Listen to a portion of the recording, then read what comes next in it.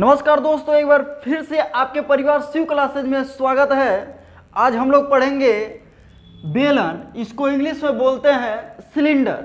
आप जानते हैं सिलेंडर क्या होता है भाई, यानी बेलन क्या होता है, ये सबको पता है। तो आइए देखते हैं कि एग्जाम्पल से समझते हैं। ये हमारा क्या है, ये हमारा क्या एक प्रकार का कह सकते हैं बेलन है। क्या हमारा एक प्रकार का बेलन है। अब देखिए यह किससे मिलकर के बेलन बना होता है।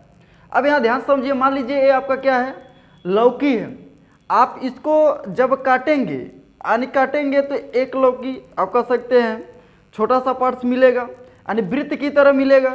फिर काटेंगे तो आप कह सकते हैं कि जो बेलन होता है ये वृत्तों का क्या होता है, समूह होता है। अब मान लीजिए चूड़ी है, चूड़ी के ऊपर चूड़ी के ऊपर चूड़ी ले लेंगे, तभी उसको रखेंगे तो भी आपका क्या होगा भाई, बेलन होगा।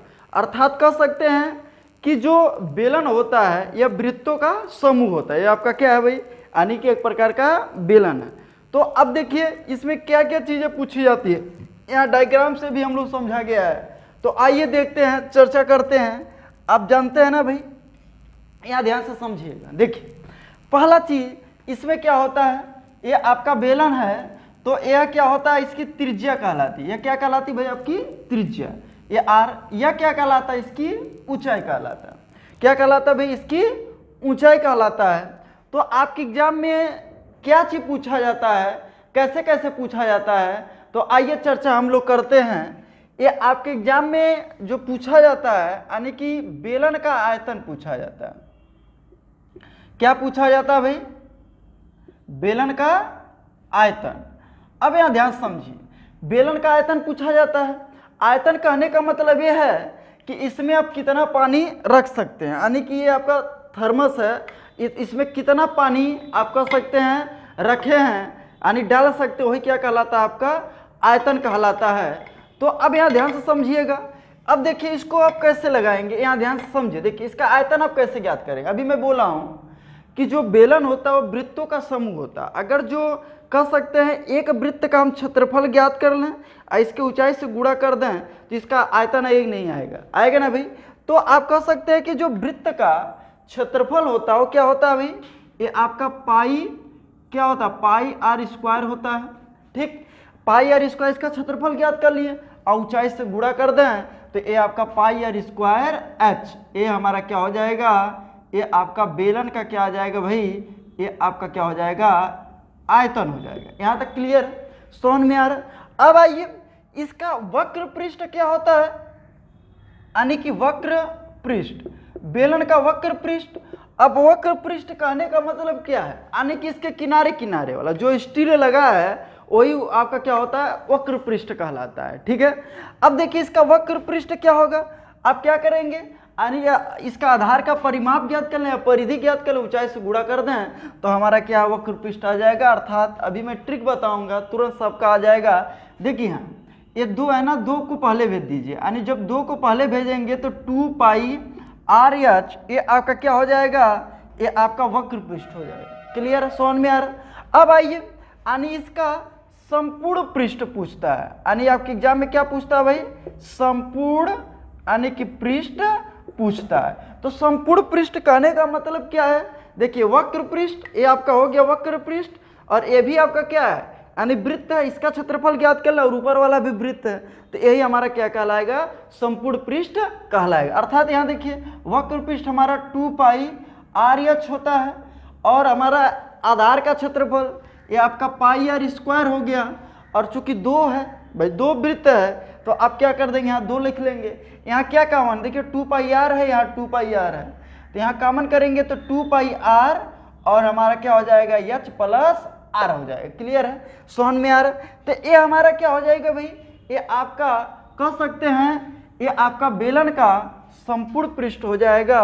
बेलन का जो संपूर्ण पृष्ठ होता है 2 पाई आर ब्रैकेट में एच प्लस आर, ये आपका क्या होता है, यानी कि बेलन का संपूर्ण पृष्ठ आपका होता है। यहाँ तक क्लियर है। जहाँ कह सकते हैं एच क्या है, हमारा ऊंचाई है, और हमारा स्मॉल आर क्या है, ये आपकी क्या है भाई, ये आपका त्रिज्या। अब देखिए इसको याद कैसे करेंगे आप 2 सेकंड में। आप देखिए ये बताइए, वृत्त का क्षेत्रफल सबको पता होता है, कि पाई आर स्क्वायर होता है। आप ऊंचाई से गुणा कर देंगे, यही हमारा बेलन का आयतन हो जाएगा। क्लियर, समझ में आ रहा है? अगर जो बेलन का आयतन पता है तो आप शंकु का आयतन ज्ञात कर लेंगे, ठीक। और वृत्त का क्षेत्रफल पता है तो आप बेलन का आयतन ज्ञात कर लो। वक्र पृष्ठ 2 को आप यहाँ भेज देंगे तो 2 पाई आर एच हो जाएगा। संपूर्ण पृष्ठ 2 पाई आर होता है और कोष्टक में h प्लस आर होता है। यहाँ तक किसी को दिक्कत नहीं है, ठीक। अब देखिए एग्जाम्पल के बारे में हम लोग चर्चा करेंगे, इसमें किस तरीके से क्वेश्चन आपके एग्जाम में जो है ये पूछा जाता है। क्लियर है, समझ में आ रहा है? तो आइए देखते हैं, जैसे कहा जाए यदि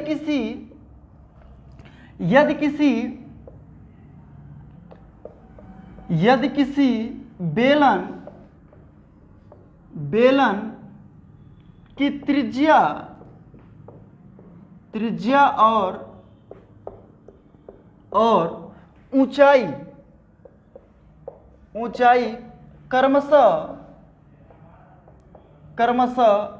7 सेंटीमीटर और 10 सेंटीमीटर है, तो आपके एग्जाम में कितने तरह का क्वेश्चन पूछे जाते हैं?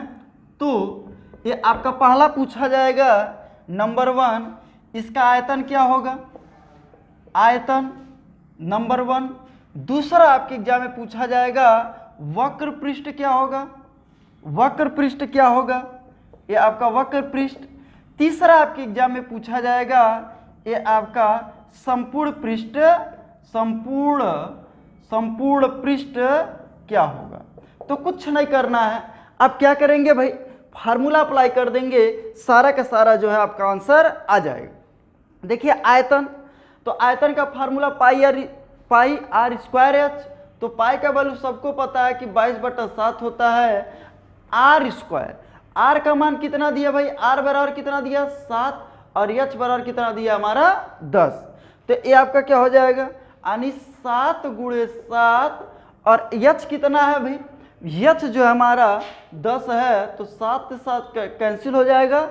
22 7 कितना होता है, 22 × 5 110, 22 × 6 132, 22 7 154। ये आपका कह सकते 154, ये 0 बढ़ा लेंगे, ये आपका घन सेंटीमीटर, इसका क्या आ जाएगा, ये आपका क्या हो जाएगा भाई, ये आपका आयतन हो जाएगा। यहाँ तक क्लियर है। अब हम लोग आगे बढ़ते हैं, इसका वक्र पृष्ठ क्या होता है। वक्र पृष्ठ के लिए आप क्या कर देंगे, 2 लिखेंगे और पाई का मान 22/7 होता है। ये आपका आर का मान सबको पता है 7 दिया है, ऊंचाई 10 दिया है, तो गुणा कर दीजिए, ये कट जाएगा। 22 दूनी 44, तो ये आपका कितना आ जाएगा 440 वर्ग सेंटीमीटर। क्षेत्रफल चाहे हमारा वक्र पृष्ठ हो चाहे संपूर्ण पृष्ठ हो, उसका जो क्षेत्रफल होता है वर्ग सेंटीमीटर होता है या फिर सेंटीमीटर स्क्वायर होता है। चलिए आगे हम लोग बढ़ते हैं।